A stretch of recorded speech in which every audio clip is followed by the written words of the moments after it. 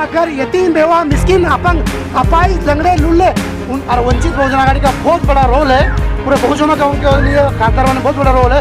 इसके लिए मैं माफ़ी चाहता हूँ आपसे, एक बात काट रहा हूँ आपकी, आप उसी सवाल का पूछना है।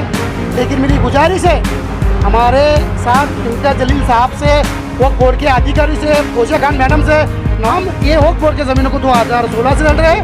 इम्तियाज जलील साहब अभी खासदार बने हैं और अभी वो सदस्य बने हैं, उनको ये उम्मीद थी, उनको हमने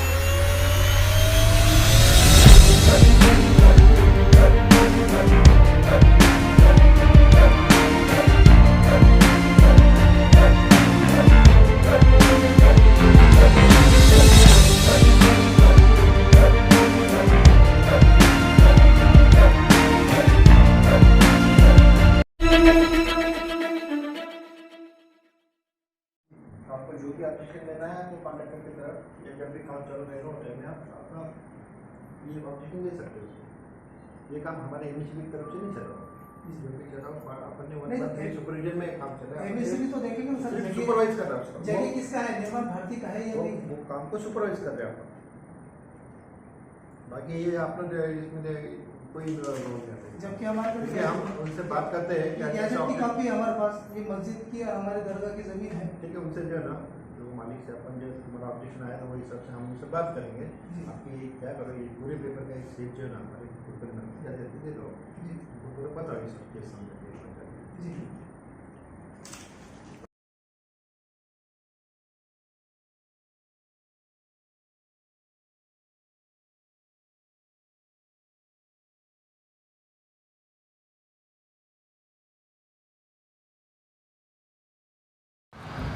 हज़रत सैयद शाह हुसैनी साहब दरगाह सावरकर चौक से लेकर सिल्ली खाना सिग्नल तक जो है, तो इस दरगाह की ज़मीन 10 एकड़ 10 गुंठे जो है, तो वक्फ बोर्ड ने रात के अंधेरे में जो है तो इसे निर्माण भारती को बेच दिया है।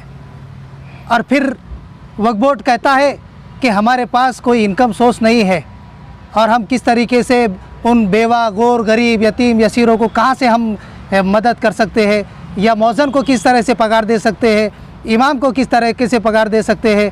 आज सबसे बड़ा मुद्दा ये है कि वक्फ बोर्ड ने जो औरंगाबाद के हाड़ के अंदर, दिल के अंदर की जो जगह थी, जो निर्माण भारती को जो है तो इन गौर, गरीब, यतीमों, यसीरों की जो ज़मीन है, जो निर्माण भारती ये ऐसे कंपनियों को जो है तो वक्फ बोर्ड अपनी ज़मीन बेच दे रही है। आज इसी ज़मीन के ऊपर अगर वक्फ बोर्ड डेवलपमेंट करता तो आज कहीं गौर, गरीब, यतीम, यसीर, हमारे बेरोज़गार मुस्लिम बच्चों को जो है तो यहाँ से रोज़गार उपलब्ध होता था। मगर जो है तो निर्माण भारती ने इनको ऐसे लोगों को बेचा है, वक्फ बोर्ड ने ये ज़मीन ऐसे लोगों को बेचा है जहाँ से किसी मुस्लिम समाज के किसी भी गौर, गरीब, यतीम, यसीर का जो है तो यहाँ से किसी तरीके का फ़ायदा नहीं हो सकता है। तो मेरा वक्फ बोर्ड से ये मीडिया के माध्यम से कहना है कि अगर वक्फ बोर्ड को सिर्फ दरगाहों के और मस्जिदों के चबूतरे संभालने के लिए बनाया जाता तो आज एक भी वक्फ बोर्ड का अधिकारी उस कार्यालय में नज़र नहीं आता। आज पूरी मिली भगत से जो अधिकारी, करप्ट अधिकारी जो है तो वक्फ बोर्ड में रहकर जो लाखों की ज़मीन, करोड़ों की ज़मीन हज़ारों में बेच दे रहे हैं, तो इसके ऊपर ये ज़मीन गौर, गरीब, यतीम, यसीरों के लिए वक्फ की गई है। और जो है तो वक्फ बोर्ड किसी भी तरीके के ऐसे निर्णय लेता है तो हम वक्फ बोर्ड के कार्यालय पे तीव्र आंदोलन करेंगे।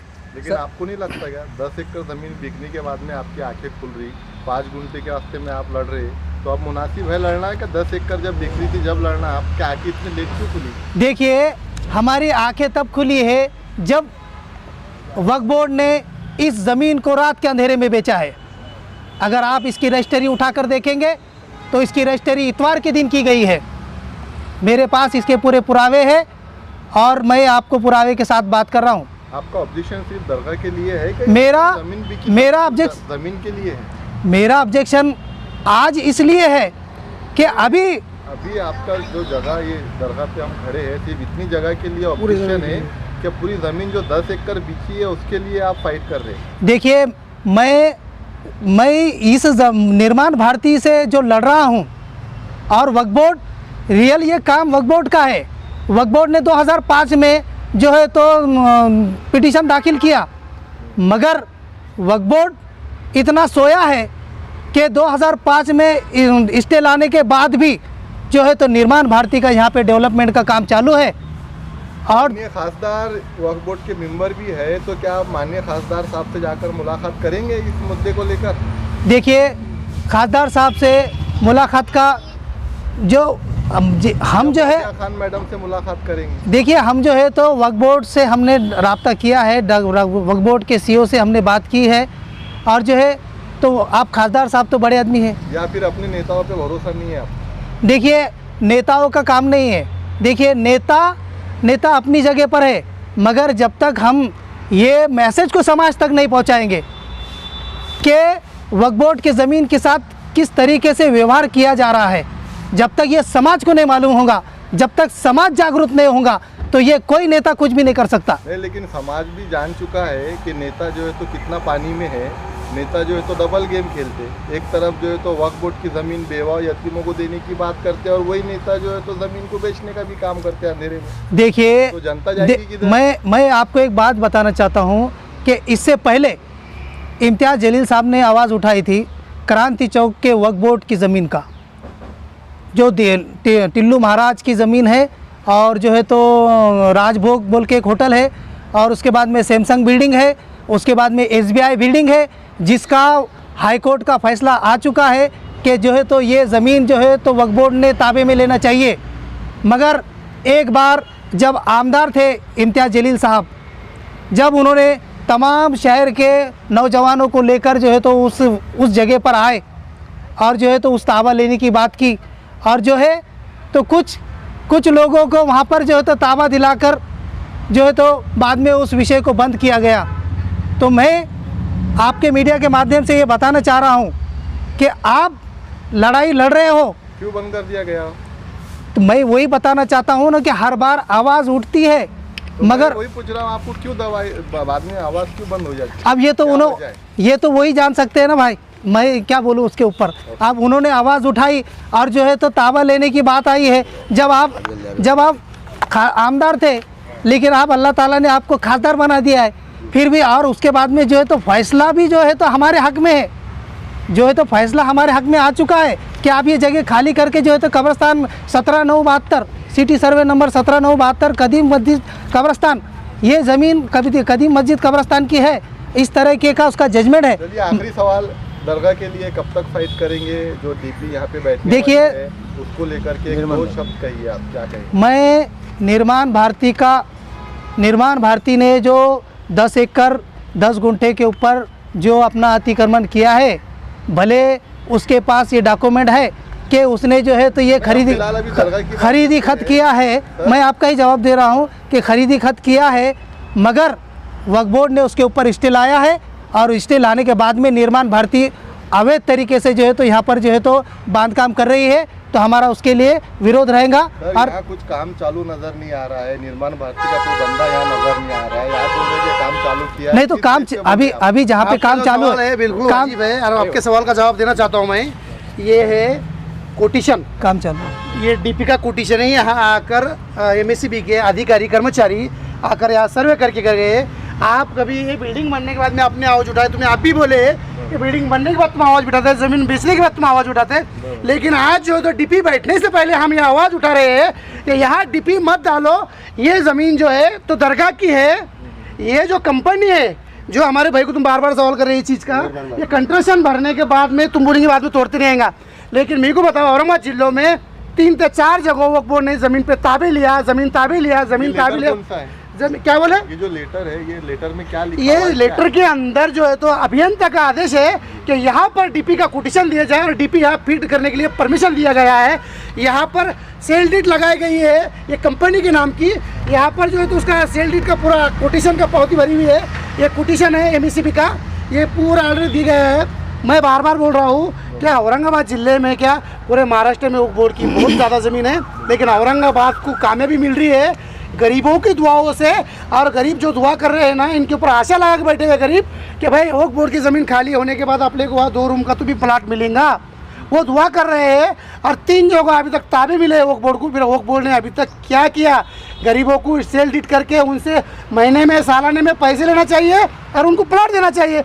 अभी तक ये वक्फ बोर्ड कर रहा क्या, फिर वो चोरा जाके बैठेंगे, फिर बाद में उनको उठाते बैठेंगे। और मैं बार बार ये वक्फ बोर्ड से एक आवेदन कर रहा हूँ, एक गुजारिश कर रहा हूँ, फ़ौरन इमीडिएटली इनको जहाँ जहाँ ज़मीन खाली दिखा है, जहाँ जहाँ इन्होंने वक्फ बोर्ड ने ताबे लिए, उन्होंने वहाँ पाटा लगाया है, वहाँ पर जाकर गरीबों की एक यादी बनाकर यतीम बेवा मिस्किन अपंग अपाई लंगड़े लुल्ले उनके घरों का सर्वे कर रियल में इनके घर पे प्लॉट नहीं है, इनको खुद का नहीं है रहने को, भाई आप एक बड़ा इनको नाम है। पहले दो। अख्तर भाई आप एक बड़ा नाम है, वंचित में भी आपका एक बहुत अच्छा नाम है, लेकिन अगर पार्टी को साइड में रख के आपको गरीबों के लिए खासदार इम्तियाज जलील के पास में जाके मदद मांगनी पड़ती है, क्योंकि एक पावर होता है, खासदार बोले तो एक बहुत बड़ी चीज़ है, MP है औरंगाबाद के और वक्फ बोर्ड के मेंबर भी है, तो क्या आप जाएंगे अख्तर पठान को हम जो तो MIM के ऑफिस में देखेंगे, गरीबों के लिए बोल रहा हूँ? इंशाअल्लाह बिल्कुल जाएंगे, क्यों नहीं जाएंगे। हमारे खासदार में तो सबके खासदार है और वंचित बहुजन आघाड़ी का बहुत बड़ा रोल है, पूरे बहुजनों का उनके लिए खासदार में बहुत बड़ा रोल है। जाएंगे हम, हमारे प्रतिनिधि है वो 17 से 18 लाख रुपए का 18 लाख लोगों का प्रतिनिधित्व करते हैं वो, बिल्कुल जाएंगे, क्यों नहीं जाएंगे।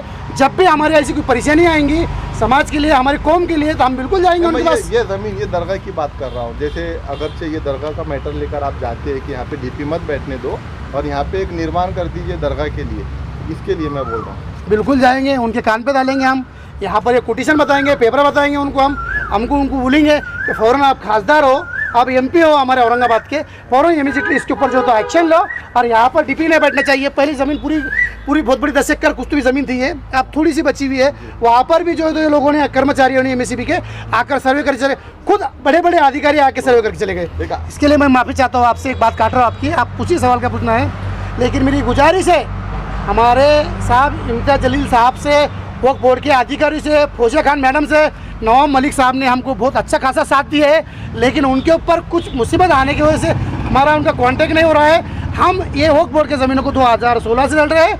इम्तियाज जलील साहब अभी खासदार बने हैं और अभी वो सदस्य बने हैं। हमको ये उम्मीद थी उनको, हमने दुआ की उनके लिए चुन के आने के लिए और सदस्य बनने के लिए, लेकिन उन्होंने हमारे गरीबों के हक में काम करना चाहिए और गरीबों को वो चाहिए, मतलब कर नहीं रहे हो, ऐसा बोल क्या कर रहे हैं आप? मेरे को बताओ, तुम आप वो कल किसी भी ब्राइट में हो, कहीं भी हो, उन्होंने क्या यहाँ स्कूल बनेगा, कॉलेज बनेंगे, दवाखाने बनेंगे। अरे साहब दवाखाने औरंगाबाद में घाटी इतना बड़ा हॉस्पिटल, उसको सुधारो ना। अरे जो इनामी ज़मीन है मुसलमानों की, गरीबों की मिल्कियत है, वक्फ बोर्ड की मिल्कियत है, यहाँ पर सिर्फ मुसलमानों का और कुछ गरीबों का हक है, वो हक उनको दिलाओ ना। तुम बोले सिर्फ ज़मीन पे तावली, 3 जगहों से तावली, तो अभी तक कौन से तुमने पर गरीबों को बिठाए? सर्वे करो औरंगाबाद के अंदर, तुमको मालूम है कौन यतीम है, कौन बेवा है, कौन बेकस है, कौन लंगड़ा है, कौन पांगला है, कौन लुल्ला है, कौन ज़रूरतमंद है। 20-20 सालों से लोग जो तो आज तक भाड़ा भर रहे हैं, उनके खाने के वादे हैं, भाड़ा कैसे भरेंगे? आपको ज़्यादा उम्मीद फौजिया मैडम से है कि इम्तियाज जलील से? नहीं, ज़्यादा उम्मीद तो मेरे को पूरे पदाधिकारियों से, पूरे प्रतिनिधियों से। 2 नाम में से एक बोलो। नहीं साहब, मेरे को सबसे ज़्यादा उम्मीद जो तो फौजिया खान मैडम से है और इम्तियाज जलील साहब से भी है। मैं किसी को काट के मेरी जनता का काम खराब नहीं करूँगा और आडवाज बोल के कोई बात नहीं करूँगा। मैं बात करता हूँ, इन सब का शुक्रगुजार हूँ। इन्होंने जहाँ ज़मीन पर इनको ताबे मिले है, फ़ौरन इमीडिएटली इन्होंने एक यादी बनाकर एक ठराव पास कर इन्होंने कमेटी के अंदर बिठाकर वक्फ बोर्ड के अंदर फ़ौरन यहाँ पर ये एरिया से इतने गरीब है, ये एरिया से इतने गरीब है, औरंगाबाद जिले से इतने गरीब लेना, इन्होंने 3-4 हज़ार, 5 हज़ार, 10 हज़ार, 50 हज़ार प्लाट निकालना और प्लाटों को गरीब के, अरे 600 मत दो, 1000 मत दो, 300 स्क्वायर फीट का दो 2 रूम बनाने के लिए। और उनसे जो है ना फुकाट भी मत दो, उनको फुकाट भी मत दो, लेकिन उनसे सालाना जो सेल डीड रहेंगी तुम्हारी, जो तुम अभी सेल डीड के ऊपर लोगों ने सेल डीड पे लिए और अरबों खरबों का माल कमा के बैठ गए, ये वो बैठने वाले लोग नहीं है, ये गरीब लोग हैं। ये 1 रुपये भी अगर किसी का 10 रुपये भी रहे तो देने ऐसे लोग हैं, इनको जो है तो इनके पैसे फिटने के बाद इनको रास्ता करके दो। एक आखिरी सवाल जी, यहाँ पे अगर ज़मीन आपके ताबे में आती है तो आपका आगे का क्या प्लानिंग? कुछ दुकानें वगैरह निकालेंगे या दरगाह बनाएंगे, क्या करेंगे? क्योंकि दरगाह बनाने से भी पेट नहीं भरता था, ये आपको मालूम है। बिल्कुल सही बात है आपकी, एकदम जायज़ सवाल है। अरे जायज़ सवाल का जवाब मैं तुम्हारे बहुत अच्छी तरीके देता हूँ। आपका नाम और पद बता दीजिए। मेरा नाम अफसर अब्दुल पठान, मैं वंचित बहुजन आघाड़ी युवा शहर अध्यक्ष पूर्व।